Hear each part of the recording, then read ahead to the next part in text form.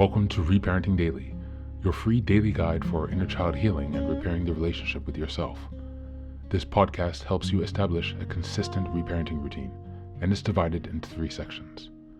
The first is a daily reading, the second is a discussion of that reading, followed by suggested journal prompts, and the last section is a peaceful binaural beats meditation for closing. Good morning, good afternoon, and good evening from whenever and wherever you're joining us. I'm so glad that you can join us for this journey of self-expansion. If this is your first time, welcome. As a celebration of completing our first full year of Reparenting Daily episodes, I've opened a free membership tier for the Patreon community so that you can access more resources and join our free weekly Zoom calls for free. I understand there's a lot going on in the world right now, and I know that many people are really struggling. My hope with this is to encourage others to still pick up the work of reparenting and offer a free community where people can come together and do that. I'd also like to thank all of you who've been along on the journey so far.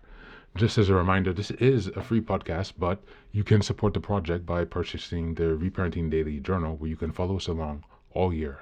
This 333-page journal gives you extra insight and resources for each week, and it also provides space for you to keep your notes. Another way to support the podcast is to purchase the Fairy Tales for Reparenting series, volumes 1 through 3. This collection organizes famous and obscure fairy tales from around the world into 3 phases of the hero's journey, beginning, middle, and end. And while you might think that fairy tales are for kids, I'd like to challenge you here. These stories contain profound truths and lessons carried down over millennia that we can use to integrate in our reparenting journey. It's a fun way to connect with your inner child. Each volume contains 10 fairy tales. They include an analysis section to help you dive deeper into the message, as well as journal prompts to reflect on the story's meaning for your own life. Lastly, you can also support the podcast by taking a paid Patreon subscription, purchasing the books on the website, or by donating to Buy Me a Coffee. You can find all this information on the supporters section of the website. And so, with these announcements out of the way, let's dive into today's practice. Today's reading is, again, from Kristen Neff's article, What is Self-Compassion? Today we're looking at the elements of self-compassion. Just a reminder, the monthly theme for February is self-compassion and self-kindness. We're in week 1, February 1st through 7th. And the theme is understanding self-compassion. Number 1, self-kindness versus self-judgment. Self-compassion means being kind and understanding towards ourselves when we suffer, fail, or feel inadequate, rather than ignoring our pain with or flagellating ourselves with self-criticism. We're warm and supportive when comforted with imperfection of life rather than the cold or harsh. We're helpful and encouraging like a good friend, coach, or mentor would be. This inner support allows us to feel safe and puts us in a better frame of mind to cope with the challenges or make changes in our lives. Number 2, common humanity versus isolation. Self-compassion is rooted in our common humanity. When we struggle or make mistakes, there's often an irrational but pervasive sense of isolation, as if I were the only person in the world having this painful experience. All humans suffer, however, not all in the same way or have the same amount, but the very definition of being human means being vulnerable, flawed, and imperfect. When we are self-compassionate, we recognize that our suffering connects us rather than separates us from others. And number 3, mindfulness over identification. Mindfulness versus over-identification. Self-compassion requires taking a balanced, mindful approach to our suffering so that we neither suppress or exaggerate it. Treating ourselves like we would a friend means that we step outside of the usual way of looking at things, putting our own situation into better perspective. Mindfulness allows us to turn towards our pain with acceptance of the moment reality. It prevents us from becoming over-identified with difficult thoughts and feelings, so we aren't swept away by negative reactivity. Thank you, and that's the reading for today.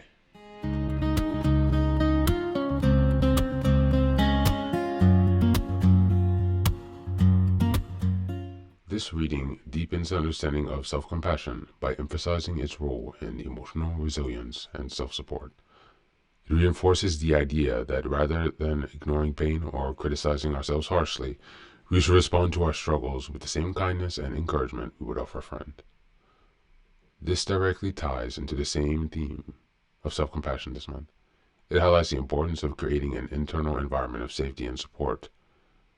When we approach our challenges with warmth instead of self-judgment, we foster emotional security, which allows us to navigate life's difficulties with greater ease. This reading also emphasizes mindfulness as a key element of self-compassion, helping us stay present with our pain without suppressing or exaggerating it. In the context of reparenting, this reading is particularly relevant because it addresses the isolation and self-criticism many of us carry from childhood. If we grew up without compassionate guidance, we might have internalized the belief that our struggles make us unworthy or separate from others. However, recognizing our common humanity reframes this narrative, showing that imperfection is a shared experience rather than a personal failing. Reparenting with self-compassion means stepping out of habitual self-judgment and providing the inner encouragement we may not have received in our early years. By doing so, we create a foundation of self-trust, emotional balance, allowing us to move through challenges with greater self-awareness and kindness. As we look at the journal prompts today, number 1, when you face difficulties, do you tend to be self-critical or supportive? Write about how shifting to a more compassionate response could change the way you handle challenges. Number 2, reflect on a moment when you felt isolated in your suffering. How might recognizing your common humanity have helped you feel less alone? And number 3, write a compassionate response to a recent struggle you experienced, as if you were offering support to a friend. How does this shift your perspective?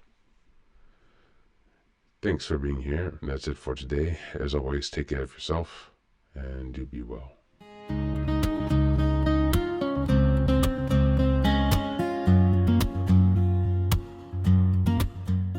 Welcome back. Now, this is the third and final section of the daily podcast. This is your silent meditation. Please find a place where you can be comfortable and undisturbed, where you can relax and spend some time with yourself for this 10-minute silent meditation. You can choose to be sitting, standing, lying down, or in whatever position makes you comfortable today. Just take some time to listen to yourself. Next, be sure that you are taking some time to be with your breath to connect with your body. Don't be disturbed or overwhelmed by your thoughts. Simply allow them to pass. Just observe them.